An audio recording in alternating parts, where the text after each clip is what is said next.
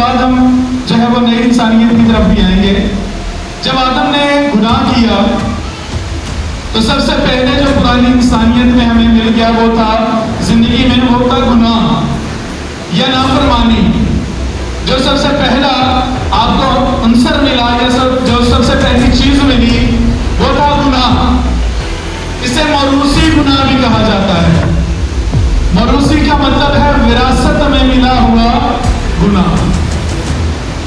बाप ने किया और जितनी भी नस्ल उस बाप के वसीला से पैदा हुई या उसके बाद जितनी भी नस्ल हुई, उस नस्ल का हर शख्स उस गुनाह की सजा में शामिल है। और जब शरीयत आई तो शरीयत का तकाजा यह था कि जो गुनाह करेगा सो मरेगा। ये शरीयत की सजा है।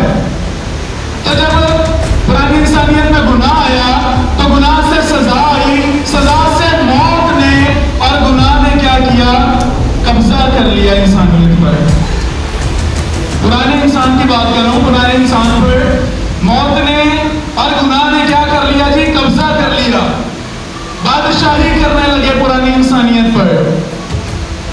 और मुस्लिम शरीयत के मुताबिक जितनी भी चीजें बताई गई थी, ये करना ये ना करना, और मैं आपको खास बात बताऊं, जो कानून है ना, कानून जब भी कोई ठहराया जाता है उसको तोड़ने वाला उसका मुनकर ठहरता है या गुनाहगार ठहरता है। और जो शरीयत है ये कानून है, ये आइन है, तरीकाकार है जो बताया गया कि इसके मुताबिक चलना है। तो मैंने बताया कि इस आइन के मिलने के मुताबिक गुनाह हमें मिला, उसके बाद मौत जो है, गुनाह और मौत पुरानी इंसानियत पर बादशाही करने लगे। और जिस बदन में गुनाह हो, जो बदन मौत के कब्जा में हो, वो खुदा को देख नहीं सकता। बहुत सारे लोग कहते हैं कि फिर मूसा ने कैसे देखा? अगर हम खुदावत के कलाम मुक़द्दस को पढ़ें, बगौर मुताला करें, तो जितने भी पुराने नामे में खुदा को देखने के जो लोगों ने जो इस बात का इजहार किया खुदा के खादिमों ने कि हमने खुदा को देखा, वो खुदावंद का ज़हूर था। जो रुनकुस भी कबूतर की माने को नजर आया वो ज़हूर था। जो रियलिटी में देखा जा सकता है वो सिर्फ नई इंसानियत में है। मैं आगे चल के आपको बताऊंगा कि नई इंसानियत में किस तरह से हम देखते हैं। तो बात हो रही थी पुरानी इंसानियत की। पुरानी इंसानियत में हमने जो पुरानी इंसानियत थी वो गुनाह के और मौत के कब्जा में आ गई। उसमें इंसान को जो पूरी दौड़ के मुताबिक कलाम मुक़द्दस पे अमल करने के बावजूद उसको ये तसल्ली नहीं थी कि वो जी उठेगा, क्योंकि मौत के कब्जा में था। अगर रास्तबाज है तो भी, अगर कलाम मुक़द्दस पे पूरा अमल करने वाला है तो भी बिलाकर उसकी मौत है, क्योंकि मौत बादशाही कर रही है। लेकिन जब खुदावंद यीशु मसीह आया, और आपको बताऊं कि कफारा, अगर हम कफारे की थोड़ी सी बात करें तो बहुत सारे लोगों ने कहा कि इतने सारे नबी आए, इतने सारे खुदा के लोग आए, इतने सारे खुदा के बरगुज़ीदा लोग आए, बड़े बड़े जबरदस्त खादिम आए, लेकिन कोई भी कफारा क्यों ना दे सका? ये बहुत ही खास बात है कि कोई भी कफारा क्यों ना दे सका। वो इसलिए क्योंकि पहली बार तो वो सारे के सारे उस मौरूसी गुनाह में शामिल थे। उन सब पर उस गुनाह की सजा थी। वो इसलिए क्योंकि आदम की नस्ल से थे। लेकिन वाहिद यीशु मसीह है जो आदम की नस्ल से नहीं बल्कि कुमारी से पैदा हुआ, और वो उस मौरूसी गुनाह का वारिस नहीं था, और बेअब और पाक था, जिसकी वजह से कुर्बानी जो है वो मकबूल ठहरी। पाक और बेअब बर्रा उसको कलाम मुक़द्दस ने कहा है। वो खुद अदालतों में कहता है कि कौन है जो मुझ पर गुनाह साबित करे।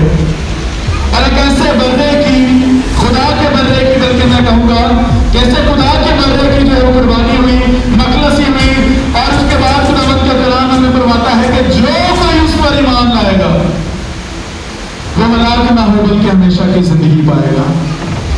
यहां से आपकी नई जिंदगी की, नई इंसानियत की शुरुआत होती है। कफारे पर जब आप अमल करते हैं, आप नए सिरे से पैदा होते हैं, आपके अंदर ईमान पैदा होता है और वो ईमान आपको यीशु मसीह के कफारे की तरफ ले जाता है। और हम खुदावंद के कलाम मुकद्दस की अगर मुताला करें तो लिखा हुआ है कि जब ईमान पैदा होता है तो नए सिरे से पैदा होने के लिए इंसान तैयार होता है, बपतिस्मा के लिए इंसान तैयार होता है। और बपतिस्मा में जब एक इंसान बपतिस्मा लेता है, वो पानी के अंदर उतरता है, तो जो उसकी पुरानी इंसानियत है, जिसके ऊपर गुनाह था, जिसके ऊपर मौत थी, जिसमें सजाएं थी, जिसमें गंदगी थी, वो इंसानियत को पानी के नीचे दफन करके मसीह के साथ और फिर नई इंसानियत में जी उठता है। आमीन। इसे कहते हैं नई पैदाइश, नए सिरे से पैदा होना। पुरानी इंसानियत खत्म हो गई और नई इंसानियत उसमें से पैदा हो गई मसीह के वसीला से।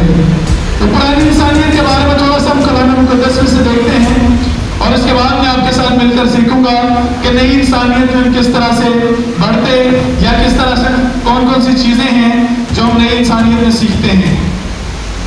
सो मेरे साथ निकालिए खुदावंद के कलाम मुकद्दस में से रोमियो 6 बाब और उसकी 6 आयत।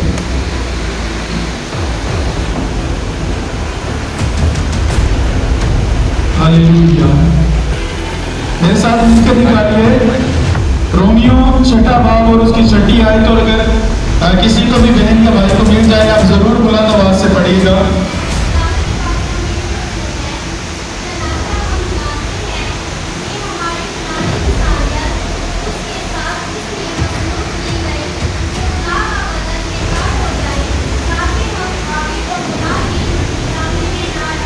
आमीन। खुदावंद के पाक कलाम के पढ़े और सुने जाने पर खुदावंद की खास बरकत हो। सब कहें आमीन। खुदावंद का शुक्र हो। खुदावंद का शुक्र। मेरे अजीजों, जो हवाला मेरी बहन ने पढ़ा है, इसमें लिखा है कि चुनांचे हम जानते हैं कि हमारी पुरानी इंसानियत उसके साथ इसलिए मसलूब की गई कि गुनाह का बदन बेकार हो जाए। अब बाइबल मुकद्दस भी उस बदन को क्या कह रही है? गुनाह का बदन। पुरानी इंसानियत का जो बदन है उसको कलाम मुकद्दस कह रहा है गुनाह का बदन, क्योंकि उस पर गुनाह हुक्मरान नहीं करता था। और एक और हवाला निकालिए मेरे साथ, इफिसियों 4 बाब और उसकी 22वीं आयत। हालेलुया। मैं कोशिश करूंगा हम खुदावंद के कलाम मुकद्दस में से साथ साथ क्लियर करते चलें, क्योंकि मेरे चीजों जो नई इंसानियत की बात है, इसको सीखना बहुत जरूरी है।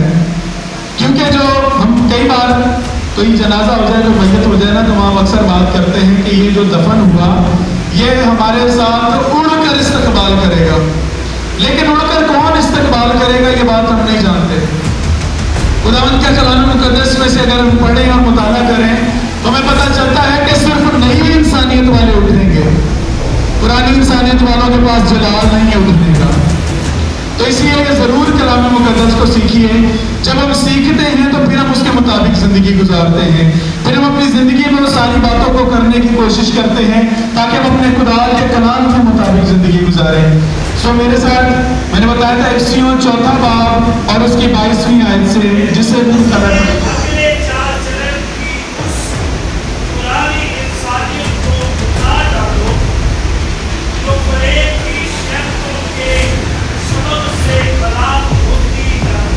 आमीन।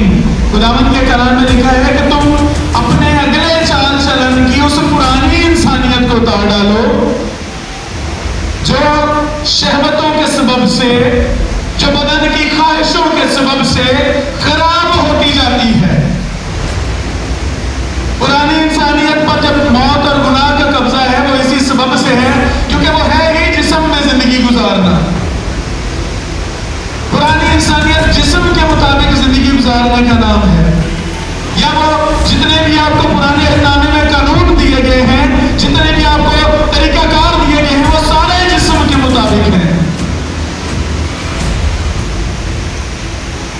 इसी सबब से इस पर मौत और गुनाह का कब्जा रहा। और पुरानी इंसानियत में, पुराने नामे में जो रास्तबाजी की बात की गई है, जो रास्तबाजी का जिक्र है, वो भी इंसान की रास्तबाजी का जिक्र है। करने के सबब से है। और यही आगे चल के हम जब नए अहदनामे में देखेंगे तो नई इंसानियत में जो रास्तबाजी है उसके बारे में लिखा है कि वो खुदा की रास्तबाजी है, और पुरानी इंसानियत की रास्तबाजी को गंदी धज्जियों की मानिंद कहा गया है। तो इसीलिए मैं कहता हूं मेरे अजीजों, बहुत जरूरी है कि हम इस बात को सीखें कि जब हम बपतिस्मा ले लेते हैं, बपतिस्मा लेने के बाद जब हमारी इंसानियत बदल जाती है तो उस नई इंसानियत में हमें क्या क्या हासिल है। बहुत सारे लोग अरसा हो गया खिदमत करते हुए, कलाम मुक़द्दस को पढ़ते हुए, आज तक उन्हें यही नहीं पता कि इस नई इंसानियत में हमें मिला क्या है, हमें हासिल क्या हुआ है, हम क्या बन गए हैं। उनकी दुआएं अभी भी कलीसिया में यही होती है, मुझ गुनाहगार पर रहम कर। हम तो गुनाह से दबे हुए लोग, हम तो गंदे गलीज लोग, हम तो बेकार लोग, हम तो निकम्मे लोग। ये गलत दुआएं मेरे अजीजों। जब आपको मसीह मिल गया, और अभी खुदावंद के खादिम ने पास्टर शहबाज साहब ने जिक्र किया कि हमारी बदकारियां, हमारे गुनाह, हमारी बीमारियां, हमारे जितने भी सजाएं थी वो सारी मसीह के साथ मसलूब हुई। तो जिसके सजाएं और जिसके गुनाह मसलूब हो गए उसको कहना चाहिए कि मैं गुनाहगार हूं। खुदावंद का कलाम फरमाता है कि जितने भी गुनाह थे सारे के सारे मसीह के साथ मसलूब हो गए। पुरानी इंसानियत जो है वो मसीह के साथ मसलूब हो गई। अब नई इंसानियत में गुनाह नहीं है। लेकिन हम प्रॉब्लम ये है कि नूर दुनिया में आया और उसको लोगों ने तारीकी को नूर से ज्यादा पसंद किया। प्रॉब्लम ये है कि हमें तारीकी ज्यादा पसंद है, हमें पुरानी इंसानियत आसान लगती है, और हम फिर भाग कर उसी तरफ जाते हैं।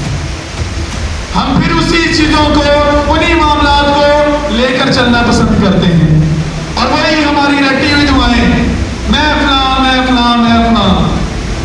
जबकि खुदावंद का कलाम फरमाता है कि तुम शाही काबिलों का फिरका, मुकद्दस कौम और ऐसी नस्ल हो जो खुदा की खास मलकियत है, और खुदा की खास मलकियत की दुआएं सुना करें। मैं गुनाहगार, ऐसी खुदा की मलकियत हो सकती है? गौर किए करें जरा अपनी जिंदगी पर। अभी हमने देखा कि पुरानी इंसानियत की बातें ये सारी, तो जब आप नई इंसानियत को समझते हैं तो पुरानी इंसानियत की बातें उतार दीजिए अपने ऊपर से। कि ये जैसे यीशु मसीह ने कहा कि मौत तेरा जंग कहां गया, मौत तेरी फतह कहां गई। गुनाह और सजा का आप पे कोई इख्तियार नहीं है, आप फतहमंद लोग हैं। और जब आप नए सिरे से पैदा होकर उठते हैं तो नई इंसानियत आपके अंदर आ जाती है। मैं बदन की बात नहीं कर रहा मेरे अजीजों, मैंने पहले भी बताया पुरानी इंसानियत बदन के बारे में बात करती है, नई इंसानियत रूह के बारे में बात करती है। नई इंसानियत बदन के मुताबिक, लफ्जों के मुताबिक बात नहीं करती। जब एक इंसान बपतिस्मा लेकर उठता है तो उसकी जात बदल जाती है, उसकी रूह बदल जाती है, उसका बातिन बदल जाता है, उसका अंदर बदल जाता है, उसकी हसरतें बदल जाती हैं, उसकी ख्वाहिशें बदल जाती हैं, उसकी जिंदगी के मामलात बदल जाते हैं। और जब वो नए सिरे से पैदा होता है कोई भी शख्स, और खुदा के कलाम में लिखा है कि खुदा की सिफात उस जिंदगी में आ जाती है, खुदा अपनी सिफतें उस जिंदगी में रखता है।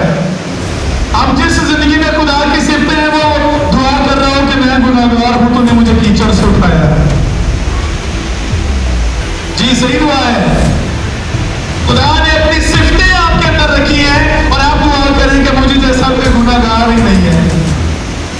समझें, अगर अपनी जिंदगी को तो समझें, अपनी वैल्यू को तो समझें, कौन है आप। नई इंसानियत में लिखे कि जो नया इंसान है वो खुदा का बेटा है।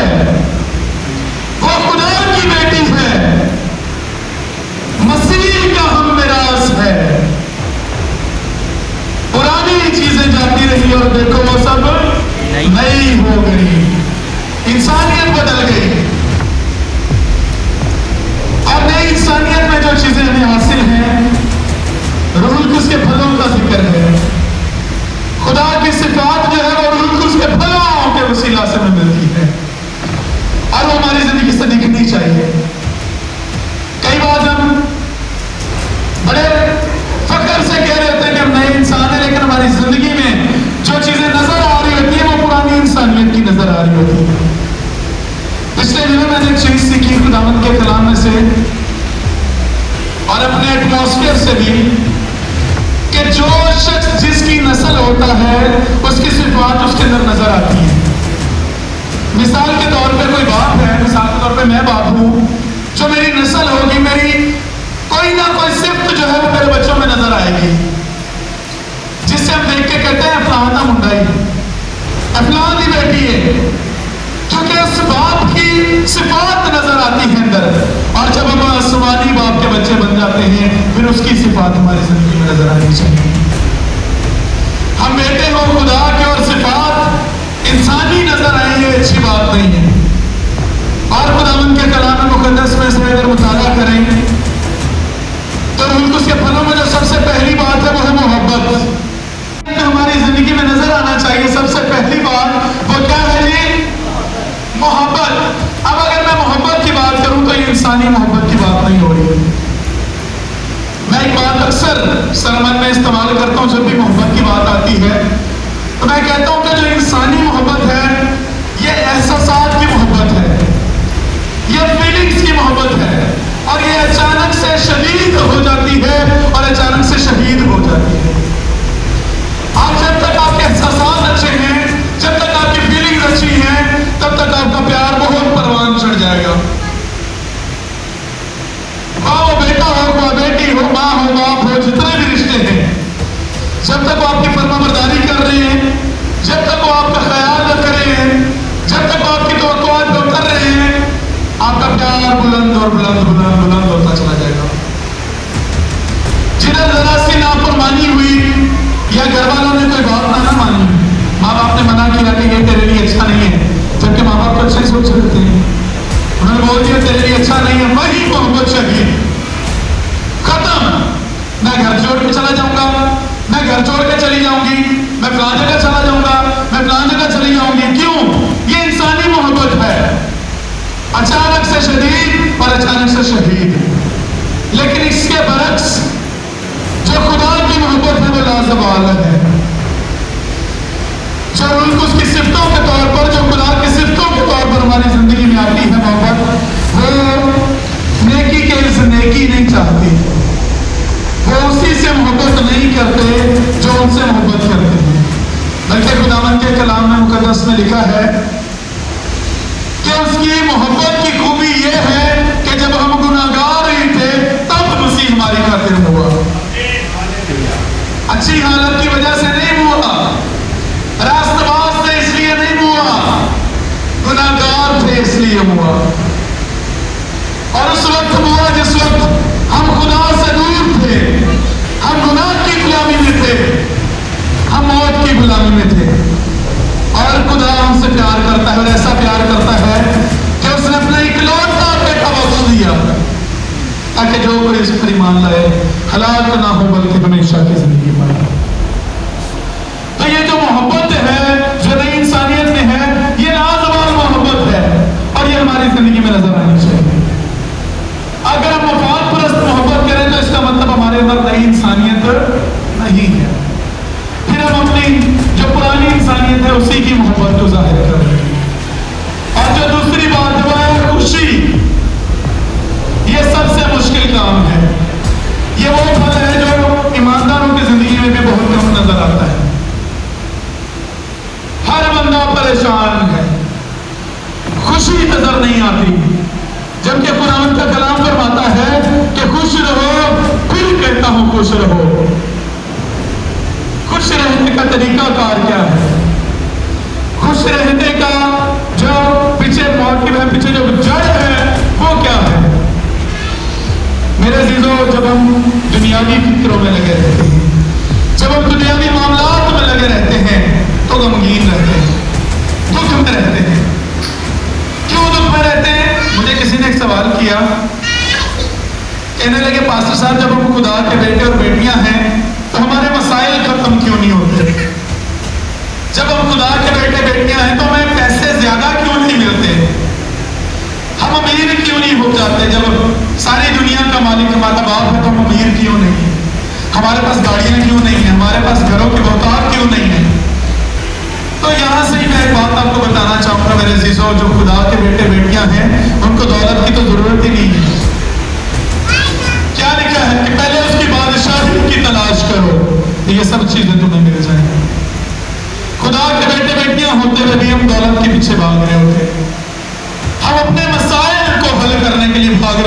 और यही वजह है कि खुशी नजर ही नहीं आती। फिर हम टेंशंस का शिकार, फिर हम प्रॉब्लम्स का शिकार, फिर हम मसाइल के चक्कर में लगे रहते हैं और फिर खुशी नहीं नजर आती। लेकिन इंसानियत में जो खुशी हासिल है वो रूह उसका एक सिफ्त है, फल है, और वो आपके मसाइल से बढ़कर आपकी जिंदगी में नजर आना चाहिए। अपने मसाइल को अलग कर दीजिए, लेकिन ये दायमी खुशी आपकी जिंदगी से नजर आनी चाहिए। आप प्रॉब्लम में हो तो इस बात से खुश हो कि आप जिंदा खुदा के बेटे बेटियां हैं, वो आपको कभी भी प्रॉब्लम में रहने नहीं देगा और आप शुक्रगुजारी करना शुरू कर देंगे क्योंकि आप खुश हैं। लेकिन जब आप परेशान होंगे तो आपके ना तो आपके दिल से शुक्रगुजारी निकलेगी और ना ही अच्छे अल्फाज, बल्कि आप कूड़ेंगे। आप गलत अल्फाज इस्तेमाल करेंगे, जैसा बहुत सारे लोग कहते हैं खुदा तो नहीं मिला था, खुदा तो साढ़े पीछे ही लग गया, पहले साढ़े ना ले नुकसान होया, फिर होया, फिर होया, फिर होया, फिर होया। ऐसे शुक्रगुजारी नहीं निकलती, क्योंकि हम दुनिया में अपने बदन के मामले में बात कर रहे होते हैं, हम अपने बदन की जरूरतों के बारे में सोच रहे होते हैं और फिर उड़ते हैं, फिर परेशान होते हैं। लेकिन जब हम इस बात का ख्याल करते हैं कि हम खुदा के बेटे बेटियां हैं, उसका वादा है कि वो रोटी और ना काटते हैं उन्हें खुराक दे सकता है, तो हमारी कदर तो उनसे ज्यादा है। और जब ये बात आपके दिल में आएगी तो फिर खुशी नजर आएगी, फिर आप खुश होंगे, फिर आपके अंदर दिलेगी नजर आएगी। और जो तीसरी बात लिखी है वो लिखा है इत्मीनान। तीसरा जो रूह उसका फल है वो लिखा है इत्मीनान, और इत्मीनान भी बहुत सारे लोगों में नजर नहीं आता। अच्छे अच्छे जबरदस्त सूरमा भी जो हैं वो जरा सी बात पे चढ़ना शुरू कर देते हैं, जरा सी बात पे उड़ना शुरू कर देंगे, जरा सी बात पे झगड़ा करना शुरू कर देंगे, जरा सी बात पे उनके ऐसे ऐसे अल्फाज होते हैं कि खुदा माफ करे। इत्मीनान नहीं है जिंदगी में। अगर मेरी बहनों मेरे भाइयों आपकी जिंदगी में इत्मीनान है तो आपके अंदर बढ़न नहीं होगी। यीशु मसीह ने क्या कहा? कहता मैं तुम्हें इत्मीनान दिए जाता हूं और अपना इत्मीनान तुम्हें देता हूं, जिस तरह दुनिया देती है मैं उसको नहीं देता। तुम्हारा दिल ना घबराए और ना डरे। कौन सा इत्मीनान खुदावंद यीशु हमें देके जा रहा है? कौन सा इत्मीनान उसने हमारी नई इंसानियत में हमें दिया है? मैं एक बात सीख रहा था कि जब एक इंसान कह लें कि चिड़चिड़ापन तब होता है, या कह लें कि वो परेशान हो तब होता है जब उसको इत्मीनान ना नजर आना, और जब इंसान परेशान होता है या चिड़चिड़ापन उसमें होता है तब वो गालियां देता है, तब वो झगड़े करता है, तब बुराइयां करता है, तब उसकी जिंदगी से बुरी चीजें नजर आती हैं। तब जब वो परेशान होता है, और जब परेशान होता है उसमें इत्मीनान नहीं होता। जिसमें इत्मीनान होगा वो परेशान नहीं होगा। जब मसीह का इत्मीनान आपकी जिंदगी में होगा तो आप चिड़चिड़े नहीं होंगे, आपके अंदर कुड़न नहीं होगी, आपके अंदर तसल्ली होगी, आप पूरापन होंगे। क्यों? क्योंकि आपको पता है कि आपका बाप आपके लिए सब कुछ कर सकता है। बेशक, आमीन। और आपके मसाइल भी वो हल कर देगा, क्योंकि आपको अपने खुदा पर भरोसा, अपने बाप पर भरोसा है। और जो सारी कायनात को बनाने वाला है वो बाप है हमारा, और मसीह के हम मिरास। खुदा यीशु ने क्या कहा कि आसमान और जमीन का कुल इख्तियार मुझे दिया गया है, और उसी के हम मिरास हैं। जो इख्तियार यीशु मसीह का वही इख्तियार हमारा। और गलबन इब्रानियों के खत में एक बात लिखी है कि जब वो खुदा यीशु ने कहा जब मैं वापस आऊंगा लेने के लिए, और जब आसमान पे जाऊंगा तो जिस तख्त पे मैं बैठूंगा उसी पे तुम बैठोगे। और कलाम मुक़द्दस में लिखा है कि जो बाप का तख्त है वो बेटे को मिला और उसी पे हम भी जाकर बैठेंगे। तो ये कोई छोटी बात है? आसमान और जमीन का इख्तियार किसी को मिल जाए वो तो टिकता नहीं है कहीं, और हम फिर भी परेशान बैठे रहोगे। मेरे अज़ीज़ों, जरूर इस नई इंसानियत को समझिए जो आपने पहनी है, और सबसे खास बात ये हमेशा याद रखिए कि इस नई इंसानियत में खुदा की सिफ़तें हैं, क्योंकि खुदा का तुख्म बना रहता है। वो बहुत सारे हवाला जात हैं, मैं नोट करके लाया हूं, मैं आपको दे सकता हूं, लेकिन टाइम को मलूज़ खाते रखते हुए मैं ये बात आपको जरूर बताना चाहूंगा कि हमेशा जब भी आपकी जिंदगी में परेशानियां आए, जब भी आपकी जिंदगी में दुख आए, जब भी आपकी जिंदगी में जो है वो ऊपर ऊंच की चाहे ऐसे हालात आए जिससे आप घबरा खुदा के बेटे बेटियां हैं, और वो कभी भी अपने बेटे और बेटियों को ना तो भूखा सोने देगा, ना परेशान होने देगा, और ना उनकी जिंदगी में तूफान रहने देगा। हालेलुया। हालेलुया। सो खुदावंद आज के कलाम की मार्फत हम सबों को बरकत दें।